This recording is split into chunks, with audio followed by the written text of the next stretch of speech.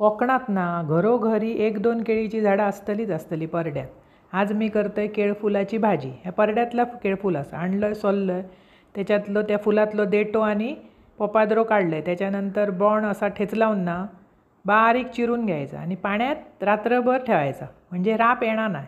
आणि नाहीतर ताकात ठेवायचा ताबडतोब करूचा असला, म्हणजे राप त्याचं जातं.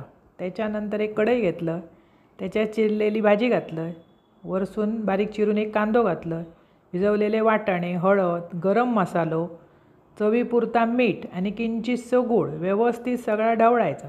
धगधगीत पाणी घालायचं आणि वाटाणं आणि भाजी शिजाक द्यायची झाकून.